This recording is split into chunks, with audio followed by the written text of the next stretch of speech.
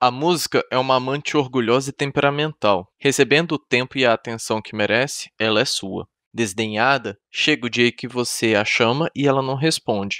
Por isso comecei a dormir menos, para lhe dar o tempo de que ela precisava.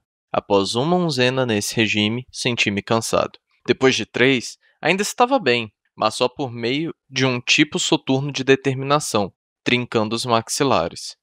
Mais ou menos na 5ª onzena, comecei a dar sinais claros de desgaste.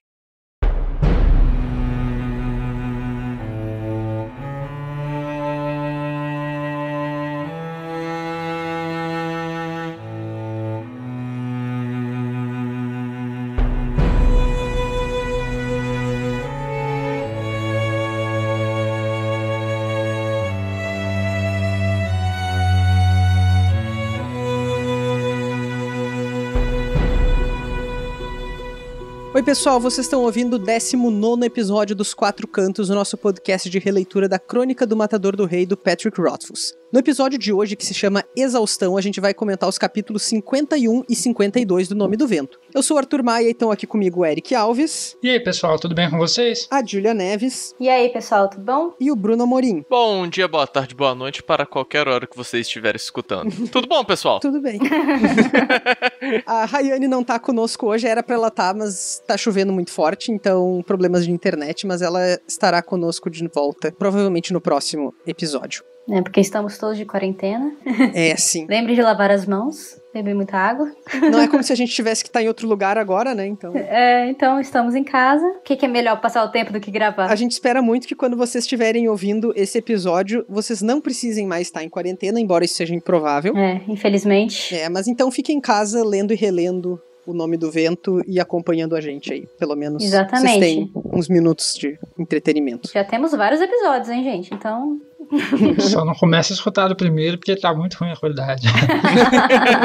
Vão de trás pra frente. Exatamente. Começa ali a partir do 3, 4, que já deu uma melhorada. De trás pra frente tem o risco da pessoa não querer escutar mais, né? Então... mas daí ela escutou a maioria, pelo menos. Não é com o áudio ao contrário, tipo, Xuxa, mensagens satânicas, assim, né? Pode ser também. Coma suas vegetais.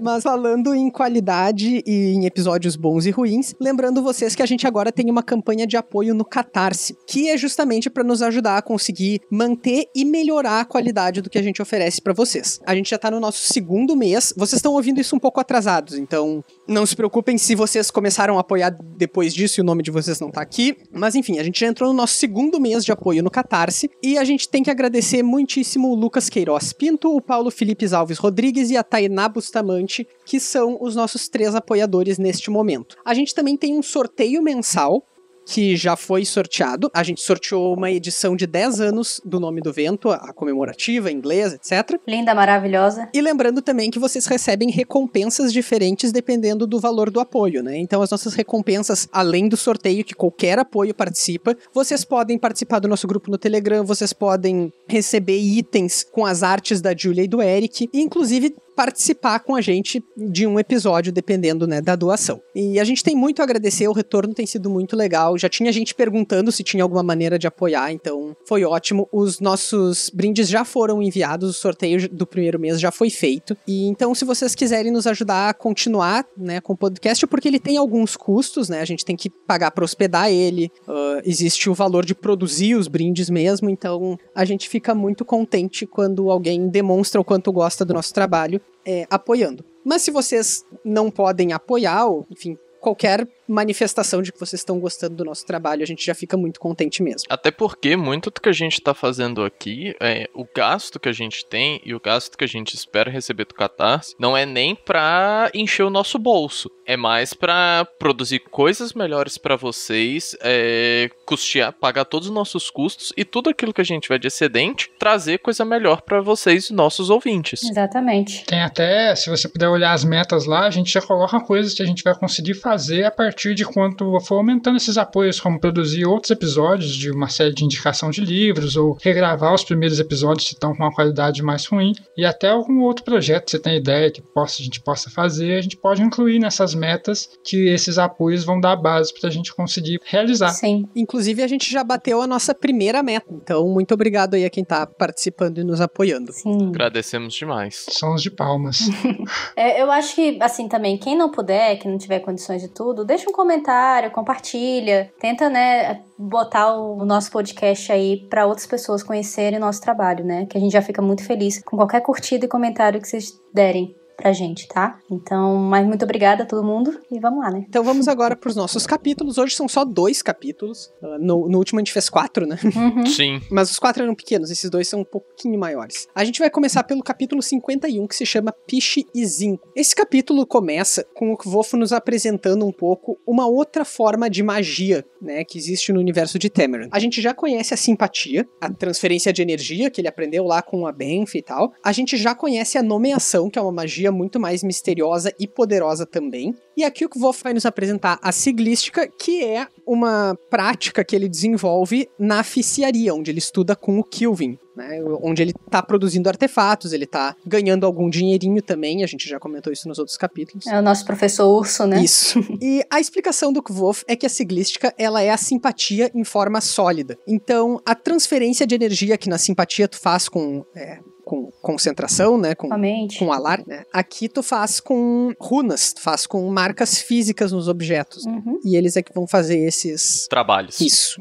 E ele explica de forma muito teórica como é o funcionamento delas e como é complicado você usar elas, porque uma não combina com a outra e depende do material, e é como se fosse uma espécie ali de gramática com linguística e com química. É uma nova língua, nova escrita, tudo, né? É uma equação linguística que gera um poder para as coisas ali. O que eu acho engraçado é que ele dá o exemplo do tijolo, né? Ele falou assim, aí ele explica, ele vira assim no final e fala, é mais fácil você juntar tijolos com argamassa. Sim. Tipo, depois de um tempo, sabe? Depois de explicar isso tudo, então, usa argamassa que é mais fácil. É um negócio que eu gosto muito do Patrick, que ele dá uma ênfase no mundo dele muito, muito bonita com esse tipo de coisa. Sim. É bem legal e olhando isso como algo de fora do livro, parece bem uma crítica a coisas como, tipo, no final das contas, você não precisa de magia pra resolver tudo num livro de fantasia. Sim. Você pode muito bem usar coisas práticas em vez de criar uma magia que gruda tijolos. Uhum. E tem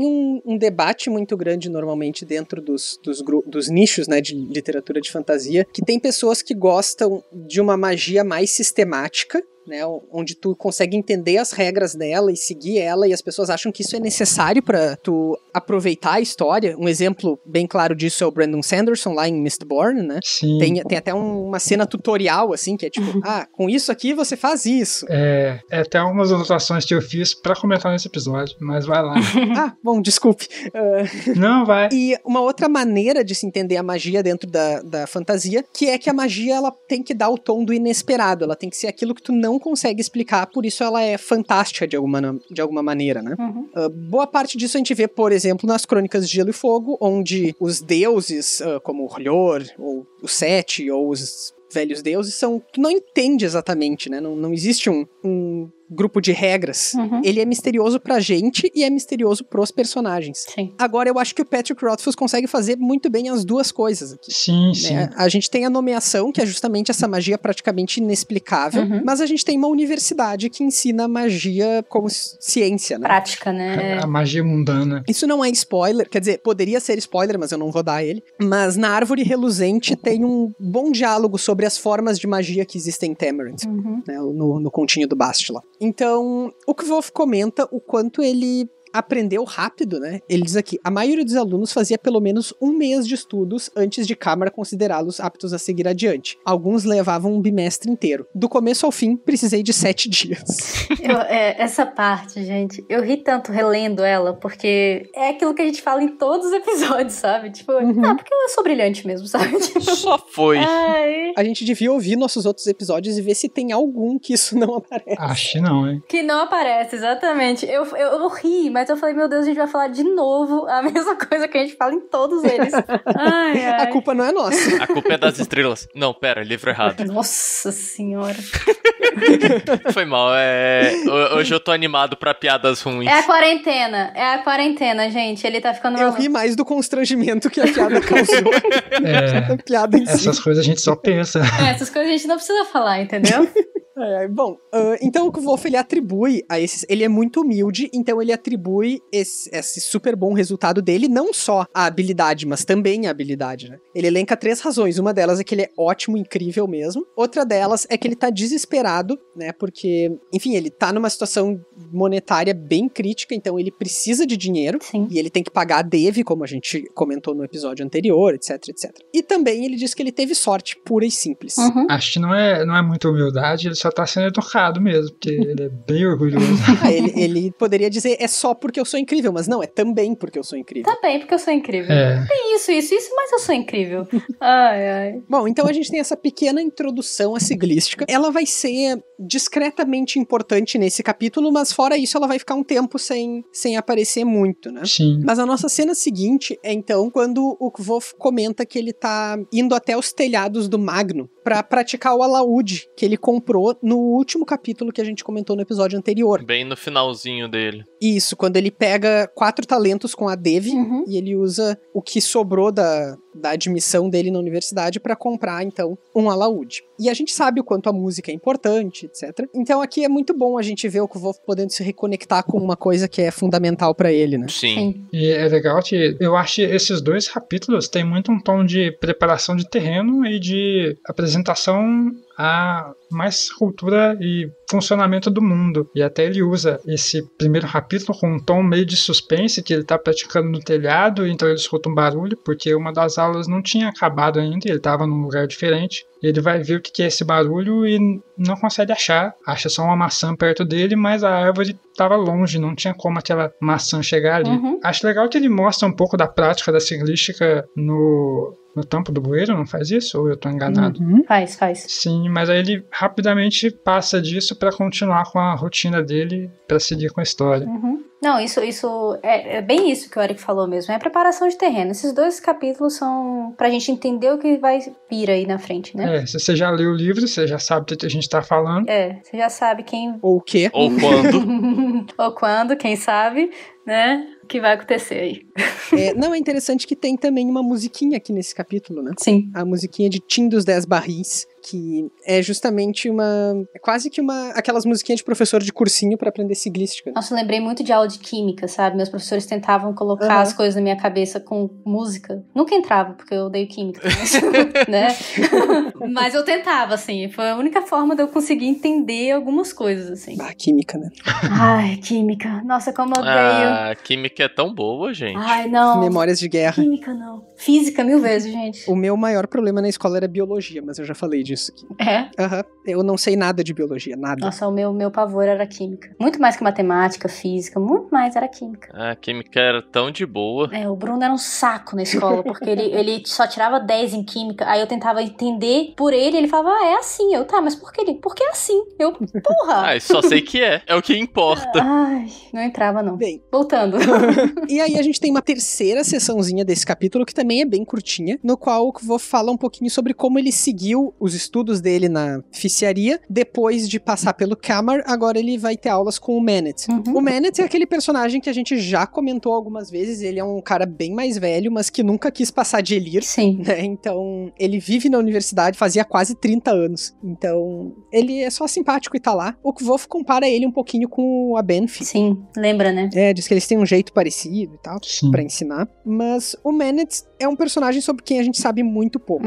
E ao decorrer dos livros também, dos dois, né? A gente não sabe muita coisa, assim, dele. Ele tá ali. E a gente sabe que é um personagem mais velho, né, do que a maioria. Isso. É legal essa parte da oficiaria que ele mostra, além da magia, como a gente tava falando, que dá pra resolver os problemas e tal, ele mostra da tecnologia do mundo mesmo. Ele dá uns exemplos ali de como que funciona e tal. E a gente vê que nem tudo é magia. E que tem uma tecnologia legal, que essa magia é aplicada para construir e fazer coisas práticas e mecânicas e tal. Vocês lembram lá no episódio, eu acho que foi no nosso episódio 3 aqui, mas é num dos primeiros capítulos que o Kvof começa a contar a história dele, que tem aquela indisposição num vilarejo, né, entre os Edemaru e o prefeito e tal. Sim, é bem no comecinho. Isso. E aí, logo depois disso, o pai do Kvof, o Arliden, comenta com o Abenfi. O Abenfi fala, tipo, as pessoas, elas agem assim porque elas não entendem, né? Uhum. E de alguma maneira, eu acho que essas magias mais objetivas, elas praticamente não são magias, elas são magias pra gente leitor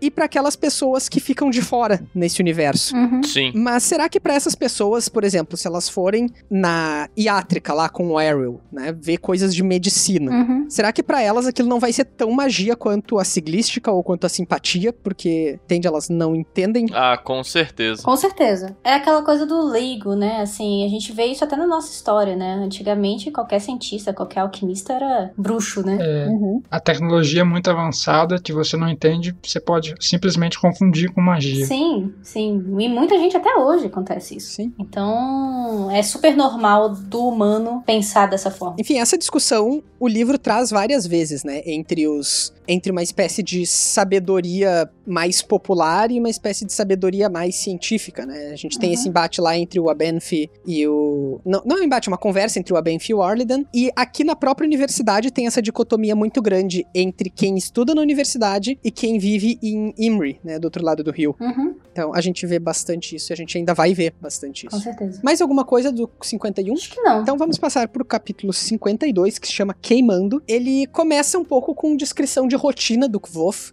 né, que é uma coisa que eu acho bem legal a gente ter aqui. Eu até reclamei que a gente não teve isso do primeiro semestre dele, termo, né, que eles chamam, dele na universidade, mas aqui a gente tem. Então a gente sabe que ele tá estudando na Iátrica, ele tá tendo aulas de matemática com o Brandur, ele tá trabalhando na ficiaria e ele tá fazendo aula de simpatia avançada com o Elxadal. Sim, muita coisa. Eu gostaria de ver como é que é uma aula do Brandur com ele, mas enfim. Nossa, deve ser uma merda. É porque ele nunca fala nada, né? Eu acho que era algo tipo... existe a aula, tipo... Apesar dele ser digamos assim, não uma marionete, mas tá sempre junto do Remy e tudo mais, e o Remy não gostar do Kvoth, e por isso o Brandur também não gostar, eu acho que é algo tipo... Não fede nem cheiro, tanto pro Brandur quanto pro Kvoth. Uhum. Acho que sim. Bem, então ele comenta até que o Elxadal, muito embora ele fosse calmo e tal, fora de sala de aula, dentro de sala de aula, ele diz que a sua personalidade oscilava entre o profeta louco e o escravo batedor de tambor nas galés, que é uma descrição bem específica. Bem específica, é. Acho que ele já presenciou os dois e... Sim, e é legal pensar também que isso pode revelar também do mundo, sobre ainda ter escravos e tal. Há falas que eles dizem que parecem expressões do mundo, dá pra você pensar um pouco sobre como é que é o mundo lá e tal. Como depois, mais tarde, um dos amigos deles falam que ele tá apaixonado por uma mulher e tal, que ela roubou o coração dele e a língua dele. Sei lá, eu me pego pensando se tem uma lenda lá sobre alguma história assim, acho meio bem específico. Pois é, a questão da escravidão eu não me lembro de cabeça de aparecer em algum outro momento. Eu acho que não. Bom, não vou entrar nisso também, porque ia ter spoiler, mas... Foi algo que eu só fiquei pensando ali de, será que tem e eu tô esquecendo? Pois é, eu não lembro. Se tem, eu acho que eu sei onde procurar, mas eu não vou procurar agora. Porque é no segundo livro só. Mas, enfim. Então, logo depois a gente passa, né, dessa descrição de rotina e ele comenta que ele tá ficando cansado, até o trecho que o Bruno leu lá no início é nesse parágrafo aqui. E aí, a partir disso, a primeira cena de ação aqui desse capítulo é ele num almoço com o Willan e com o Simon. No qual os dois estão cobrando ele, dizendo que ele tá sendo muito ausente, que ele não tá sendo um bom amigo. Exato. E eles acham que ele tá apaixonado ou alguma coisa do tipo. Eles brincam, né? Essa mulher tá te roubando, não sei o quê, eu fico enciumado. É bem o tipo de quando você começa a namorar e você deixa os seus amigos de lado, né? E eles estão sentindo isso. E na verdade não tem mulher nenhuma, né? É só a música e muitas aulas. Como ele disse ali em cima, a música é uma amante orgulhosa e temperamental. Né? Exatamente. Não é uma mulher, é uma amante. Ele especifica como sendo só uma amante, sem gênero. No inglês é lover, né? Então não tem nem o uma pra dar o gênero. Enfim, uma coisa interessante é que esse almoço deles eles almoçam perto do mastro onde o Kvolf foi açoitado aquela vez, né? E o Kvolf comenta que quando ele começou a voltar lá era por orgulho, né? Era pra ele sentir que aquilo lá não assustava ele. Sim, pra quebrar essa barreira, né, do trauma. Porque justamente assustava, né? Então ele queria... Aí, quando ele consegue, ele continua indo lá porque ele gosta que as pessoas olhem pra ele. com espanto de que, né? Quer se mostrar superior. Esse menino é uma coisa, entendeu? E a última vez, o último motivo, então, pelo qual ele continua indo lá é porque acaba se tornando um lugar de conforto. É tipo o lugar onde tu passava o recreio sempre na escola. Sim. Todo mundo tem esse lugar, né? É o cantinho dos amigos que ficam comendo juntos, conversando, batendo papo na escola. É bem isso. É triste a vida adulta não ter mais recreio, né? Ô, rapaz. Exatamente, não tem mais essa rodinha, não é mesmo? Ô, rapaz, você não tem ideia. Deu até uma tristeza agora. Bateu até aquela dorzinha no coração. Eu tinha umas alunas que elas só comiam na frente da porta do banheiro. E eu falava assim, gente, vocês vão comer na porta do banheiro, gente. Pelo amor de tanto lugar. Bloqueando a passagem. Exatamente. E eu... Tem lugar melhor pra comer, não? Mais higiênico, assim? Tem que ser na porta do banheiro. Elas só sentavam na porta do banheiro. Ok. O Kvolf tá melhor que elas, pelo menos. Pelo menos. Cada doido com sua doideira. Né? Elas ficaram chateadas quando a gente mudou de lugar, porque agora não tinha mais a porta do banheiro pra comer. Elas vão até a escola antiga. Ah, não vão. Não vão, não. Ah, mas não vão. 8 km de distância. Ah, mas vale a pena aquela porta. Aquela porta, aquele lugarzinho embaixo da escada, assim, também, sabe? Então era um cantinho bem delas. Gente. Bem, então, essa conversa, né, do Kvolf com eles, na qual eles estão acusando o Kvolf de estar negligenciando eles e tal, eles comentam que quando eles entendem que a questão não é uma mulher, eles entendem também que o Kvolf tá exausto e que ele tá pegando muitas aulas, né, ele tá administrando mal o tempo dele, digamos. Eles ficam preocupados, né, com ele. Sim. Então, são amigos mesmo. E eles até se preocupam porque eles dizem que tem gente que até enlouquece. Provavelmente são as pessoas, algumas das pessoas que podem ter ido pro Aloadouro. Com toda certeza. Seria tipo uma versão mais pesada de trancar o período porque tá com ansiedade e depressão de qualquer faculdade. Como... Eu imagino que as pessoas que vão pro Aloadouro, elas estejam metidas com o Eloding de alguma maneira. Com certeza. Eu acho que não todas, mas maioria delas. Mas imagino que cedo ou tarde acabam se tornando de algum modo parte de alguma experiência dele, porque me parece muito que ele tem a cara de fazer isso. Aquele cientista maluco. Exatamente. E ele comenta também, então, que não só ele estava se afastando um pouco mais dos amigos, como ele estava dividindo poucas coisas, porque a situação financeira dele estava muito desesperadora. E ele já falou isso antes, ele repete aqui, que ele não quer contar, né, os problemas financeiros que ele passa, e ele diz aqui que é muito humilhante não ter nenhuma base, né, nenhuma segurança, então ele não quer... E muito dele não contar também é por conta do orgulho, né, porque ele sabe que como bons amigos, provavelmente eles ajudariam ele com essa questão financeira. Sim. Com certeza. E isso é muito do orgulho dele também, de não, eu preciso resolver isso sozinho. Mas ele fala um negócio que... Ele fala alguma coisa direto pro leitor, assim, tipo, se você nunca foi pobre de verdade, você não vai entender o porquê esse orgulho. Exatamente. É algo que eu ia falar, que é muito um trauma de quando ele viveu nas ruas, né? E é algo que a gente vê muito recorrente no livro, e que eu parei pensando, relendo essa parte, que se a gente pensar de forma narrativa e estrutural, até parece que durante todos os 2 livros, o fato dele ter morado nas ruas acabou traumatizando ele muito mais, e a gente vê muito mais presente do que o fato da morte dos pais dele. Concordo totalmente. Porque a morte dos pais é algo que, tipo... Foi momentâneo. E só pra ele ter um objetivo, mas o que realmente construiu o caráter dele como personagem, além dos ensinamentos dos pais, é claro, mas é essa parte que ele morou nas ruas, e a gente vê muita atitude dele que ele justifica por isso, né? Sim, e eu acho também porque nas ruas foram 3 anos, né? Sim. Então, assim, é claro que a morte dos pais foi um trauma e tudo, mas aconteceu em algumas horas, né? E Tarbian foram 3 anos ali, ele sofrendo dia após dia, tentando sobreviver. Então, eu acho que aquilo ficou muito mais... não sei se enraizado. Gravado nele. Tipo... Construiu mais a personalidade dele, Exato.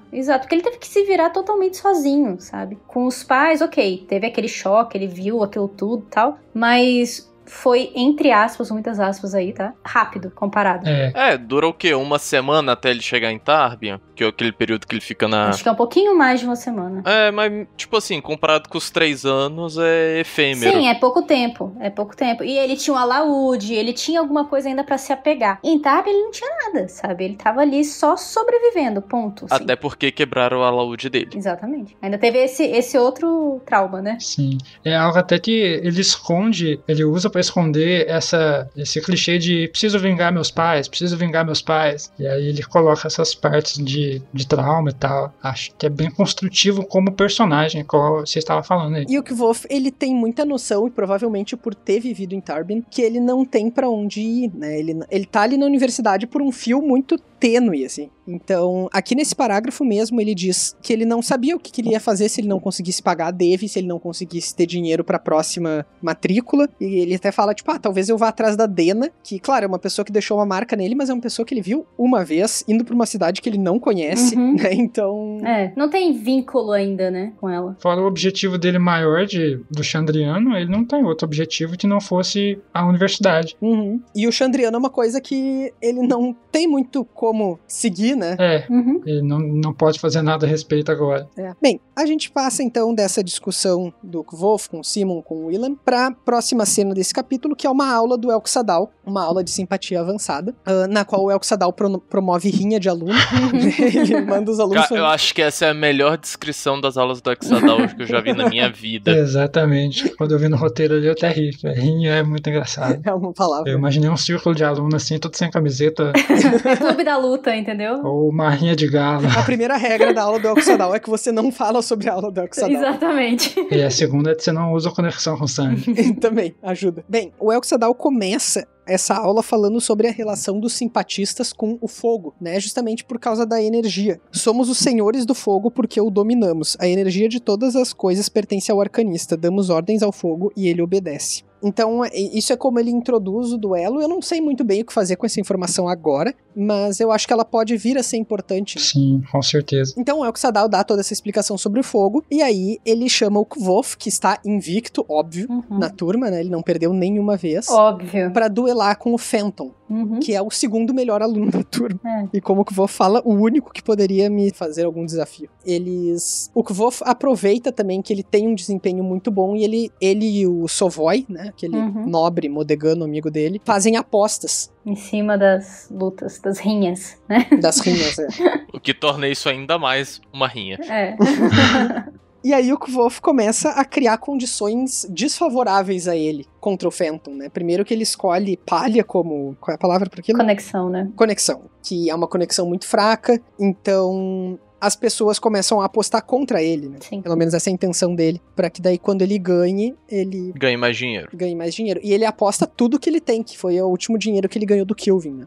Sim. 2 iotas, não? Isso. Ele faz essa aposta pensando na forma como o jogo funciona e como é escolhida essas conexões. Porque, se você não lembra, o jogo ele funciona com 2 pessoas, cada um com uma vela, e enquanto você tem que concentrar pra pessoa não acender a sua vela, você tem que acender a vela da outra pessoa. E aí, antes de jogar isso, cada um escolhe a conexão que vai usar pra fazer essa defesa e esse ataque. É tipo... me lembrou um pouco Queimada, sabe? Sim. Literalmente, nesse caso. Batalha naval, assim. Também, Porque você tá um pouco no escuro, né? Você vai atacar pela mente do cara, mas você tá ali um pouco escuro. É mais um cabo de guerra, né? Porque a pessoa tem que medir a força da mente. E aí ele escolhe palha, achando que como o adversário dele pôde escolher primeiro, ele escolheria da onde eles iam tirar essa energia pra acender essa vela. E aí o Elxadal dá um plot twist ali e deixa o outro cara escolher, e ele escolhe sangue, que aí eles tiram calor do próprio corpo pra poder acender as velas. Sim. Que foi um erro, né? Porque o Fenton tira muito, muito calor do seu próprio sangue, né? Pra tentar derrotar o Kvolf. E aí ele... qual é a palavra que eles usam aqui? Ele congelou, né? Ele entra em congelamento, né? Que ele... hipotermia. E aí a aula para e tal. Nesse momento, a gente vai saber um pouquinho depois no capítulo, o Kvolf aproveita que tá todo mundo girando ao redor do Fenton, tentando ajudar ele, e ele vai também se esconder porque ele tá com o mesmo problema. Sim. Ele é muito orgulhoso pra se mostrar fraco, né? Uhum. Então ele se esconde pra se recuperar sozinho. E exatamente essa parte que me fez perguntar se todos esses 2 capítulos dele falando que já tava cansado, não seria o Kvolt do presente arranjando desculpa pra mostrar que ele fraquejou. Será? Teoria. Não sei, porque eu vejo muito do Nome do Vento das pessoas falando que é legal porque ele tem um narrador não confiável. Uhum. Aí sempre que eu tô relendo algum trecho eu fico pensando nisso, o quanto ele é confiável ou não nessas demonstrações de orgulho, porque ele é orgulhoso. Sim. Então ele realmente é tão forte assim e só tava um pouco cansado, ou ele nem era tão forte assim naquela época. A questão do narrador não confiável, embora é óbvio que, né, isso é posto desde o início, mas eu sempre procuro, para que a gente possa colocar as coisas que o Kvof fala em xeque, eu acho que a gente precisa que a história nos dê informações suficientes, mesmo que escondidas, né? Sim, tem que usar a base. Uhum. Pra gente poder confrontar ele, e eu acho que o Patrick, pelo menos ainda, faz muito pouco disso, né? Sim. Então, eu diria que a princípio eu confio no Kvof, até então. Mas ele é orgulhoso mesmo, então ele pode maquiar um pouco as coisas pra ficar se justificando. Tá aumentando um pouquinho, Eu acho também que é um negócio a ser muito cauteloso, porque às vezes é um negócio simples, como só tipo, eu só saí mesmo, tipo, sem querer maquiar tanto, só que a gente fica rodando tanto, que o negócio aparenta ficar mais... A gente começa a questionar mais, né? Isso, do que realmente é. É mais significativo do que É tipo aquelas piadinhas que o nego faz com o professor de interpretação de texto, que o autor escreve, a cortina era azul. Aí o professor, não, porque nisso você sente toda a tristeza e angústia do personagem. Às vezes a cortina era só azul, né? O que o autor queria dizer? A cortina é azul. A cortina é azul, ponto. Então é algo que, apesar do Kvof ter esse trejeito dele, esse orgulho, até um tanto quanto patético às vezes, eu acho que é algo a se olhar com muito cuidado. Essa questão do narrador e o clássico da tinta azul, existe uma linha muito tênue, né, dentro da literatura de até onde tu tá interpretando o texto e até onde tu tá querendo ser psicólogo do autor. Isso é uma coisa muito comum. Sim. De descambar pra esse lado, né? Então, assim, a nossa base sempre vai ser 2 coisas, eu gosto de colocar assim, pelo menos, que é o texto, ou seja, o que tá escrito, e contextos que possam estar relacionados com a produção daquele texto. Então, por exemplo, eu tenho um amigo que tá trabalhando no doutorado dele agora com O Nome do Vento. Que legal. E uma das observações dele que norteiam um pouco a pesquisa dele, é que tem toda uma leva de autores de fantasia contemporâneo que escrevem esses romances de formação, personagem órfão, jovem, blá blá blá, que uma das principais preocupações que existem aí são questões de acesso à educação, porque isso é uma coisa que a gente tá muito mais preocupado hoje do que tava nos anos 60, né, falando de jovens e tal. Com certeza. Então, o Kvof passa por isso, o Harry Potter passa por isso. É um grande clichê, né? É bem o herói, né? Ai, como é que é? A jornada do herói. Mas nem sempre a jornada do herói tá atrelada a questões de ensino, Sim. né? E isso é uma coisa que ele coloca aqui. E isso eu não diria que é extrapolar, que eu não diria que é tentar ler a mente do Patrick, por exemplo. É uma questão de contexto que no mundo ela é mais importante agora, então... Até porque se alguém tentar fazer isso, fudeu. Acho também que é muito um sintoma de, por exemplo, a gente que já leu demais e, por exemplo, dessa interpretação que você fala de textos clássicos, que a gente já leu demais, então às vezes a gente inconscientemente procura achar mais significado porque a gente tá lendo mais uma vez para justificar essa leitura mais uma vez. And again, and again, and again. Exatamente. Eu vou ler de novo só porque passou alguma coisinha. Bom, então... Logo depois que o Kvof se esconde, ele volta, aí o Elk-Sadal pede pra ele ficar mais um pouquinho na sala, né? Tem essa... Ele vai pra perto, tipo, de uma lareira ali, né? Junto com o Kvof, que é quando o Kvof relaxa um pouco, porque ele realmente tava com frio, porque ele precisou, né? Puxar dele mesmo. E o Elk-Sadal muito provavelmente entendeu isso e por isso pediu pra ele ficar, né? Sim. O que torna ele um dos professores compreensivos, um dos professores que o Kvof sabe que pode contar de alguma maneira. Sim. E um dos melhores professores que tem. #falei. Agora, tem uma coisa que eu fiquei meio confuso. Tem uma hora que o Kvof percebe que o Elk-Sadal tá olhando, prestando atenção nele né, que ele diz que aqui, ó, Dalf estava atentamente o meu rosto. E aí o Kvolf pega e vai embora.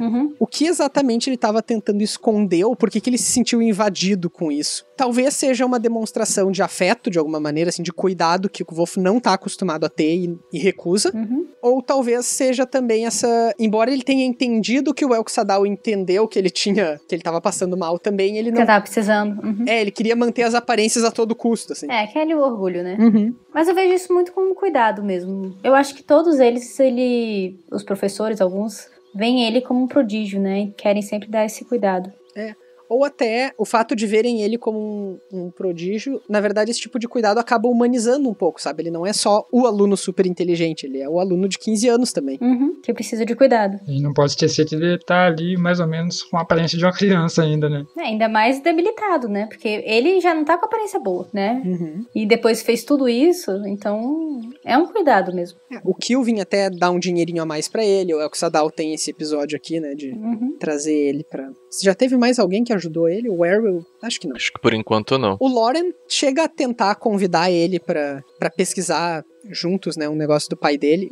E ele meio que fica arredio, né? Não aceita. Mas enfim, o Loren estava disposto. Depois da patada que o Kvolf deu, ele desistiu. Bem, e esse capítulo termina, então, quando o Kvolf tá de novo conversando com o primeiro Willan, o Simon chega depois, né? Mas ele descobre que o Kilvin baniu ele da ficiaria por um tempo, né? Baniu ele de trabalhar na ficiaria. Demitiu ele, né? Demitiu. E aí... Tomou uma suspensão. Isso. Quem fez isso, o Kvolf logicamente deduziu que foi o Willan e o Simon, né?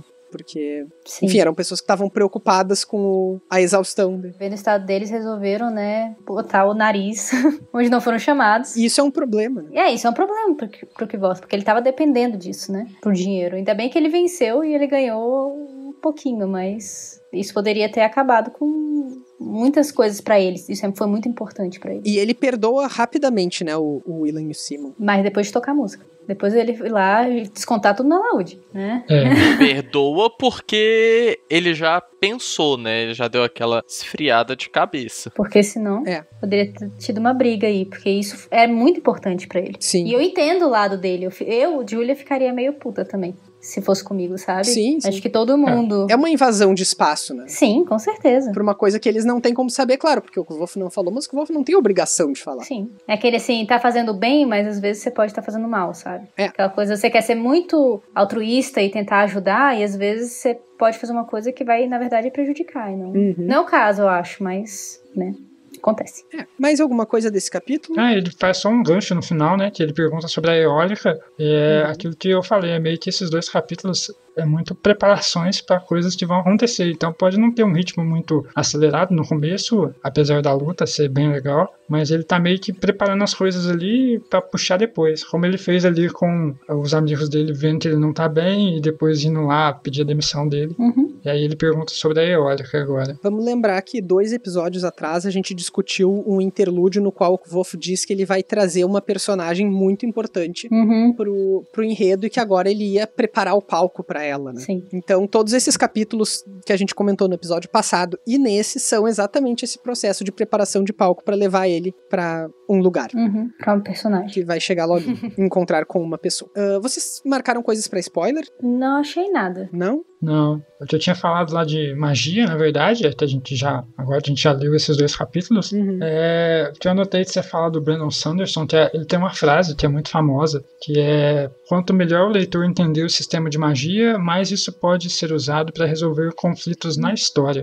E esses 2 capítulos basicamente são 2 formas de apresentar essa magia, que é o primeiro lá, mais teórico, que ele fala da siglística e tal, e depois na magia, que ele praticamente dá uma prática ali de como funciona a simpatia. E isso é uma forma dele ensinar o leitor sobre o mundo de uma forma bem mais prática e mais natural, para que não tenha aquela cena, igual você falou, de aula teórica de usar magia, como tem no Mistborn.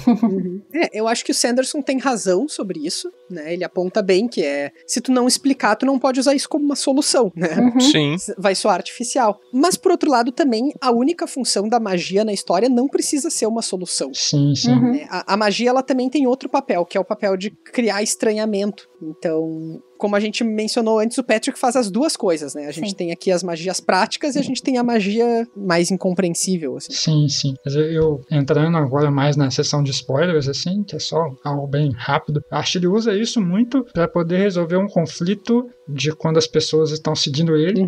Então, ele mostra que é bem algo como o Ed Sadal fala, que na verdade ele tá ensinando eles ali a lutar, que todos os anos formam vários arcanistas e que no mundo você vai ter que lutar com algum deles algum dia, e que ele usa isso pra não ficar parecendo muito, sei lá, anime ou desenho, onde o personagem simplesmente já sabe lutar, e você já sabe todos os poderes. E... ele tá tendo um treinamento, né? Precisa dessa preparação, e é algo que eu vejo muito aqui. Não lembro muito de livros. Tem vários livros de fantasia que são assim, mas uma referência que me veio muito à cabeça nesse último capítulo é Avatar, quando ele fala de somos senhores do fogo e tal. Me lembrou muito dos duelos de Avatar e desse treinamento que mostra muitas cenas em Avatar. E que ele usa realmente seu entendimento do leitor, ele garante que você entende como funciona a simpatia para lá ele resolver quando ele está sendo seguido, ou como funciona aquela bússola que eles usam para seguir ele. Então acho legal ele diluir esse aprendizado em cenas úteis para avançar na história.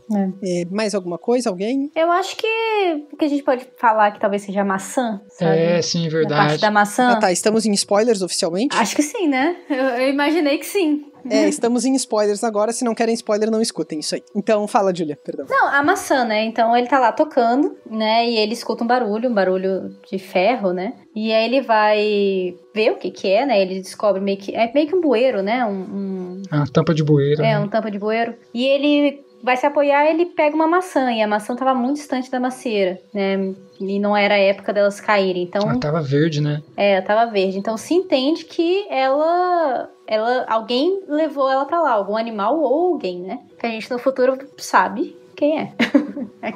A Auri já tava meio que observando ele, né? Auri maravilhinda, melhor personagem. Então, ela já é meio que mencionada antes dela aparecer pra gente. Então, isso é bem legal. E loguinho mais, né? São o quê? Uns 3 capítulos que ele fica dando essa preparação, né? Essa preparaçãozinha pra ela. Cria um clima todo de suspense ali, de ele ver aquele bueiro e tal, e descrevendo as coisas estranhas. Me pareceu muito da primeira vez que eu li que ia ser algo muito mais assustador. Aí quando a gente vê a Aura, aquela coisa fofa. Aquela coisa maravilhinda. Que a gente quer levar pra casa e cuidar, só que ela não quer. Então...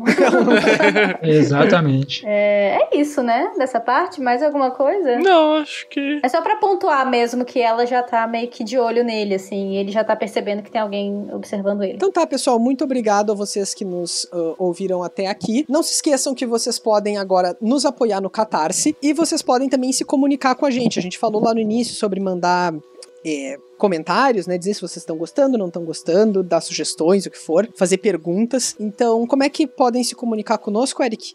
No Facebook é facebook.com/os4cantos, em extenso. Por e-mail é podcastosquatrocantos@gmail.com. O Twitter é @os4cantos, com 4 numeral. YouTube também é Os Quatro Cantos, sem numeral. Instagram é podcast Os Quatro Cantos, com 4 numeral. E acho que eu não tô esquecendo nenhum, né? Acho que não. O Catarse é catarse.me/4cantos. /4cantos. Isso aí, o nosso link do Catarse também ele vai estar na descrição do episódio no SoundCloud, que é o que alimenta as outras plataformas, né? Então, fácil pra vocês lá. Então tá, a gente volta em breve com o nosso 20º episódio. A gente vai estar fazendo 20 já. Nossa. Eita. 50 capítulos já foram, né? E a gente vai discutir daí os capítulos 53, 54 e 55. Vai ser o meu episódio de novo, ó. Vai ser o episódio do Arthur. Esse. Vamos chegar. Esse episódio pode ser só o Arthur falando sozinho. Vão ter, sei lá, 2 horas de episódio. Eu não vou avisar pra vocês o dia de gravar. A gente vai saber quando ele virar assim, gente, Já mandei pra Laura o episódio. Larissa. Isso. Gente, minha cabeça hoje tá ruim. Meu Jesus amado. Não, mas é que eu vou contratar uma editora só pra isso, pra fazer em segredo. Só pra isso, né? A Laura. Só vai ver postando no feed. Desculpa, Larissa. Então tá, pessoal, obrigado. A gente se vê em breve, então. Até mais. Tchau, tchau. Até mais, tchau. Tchau, tchau, gente. Até.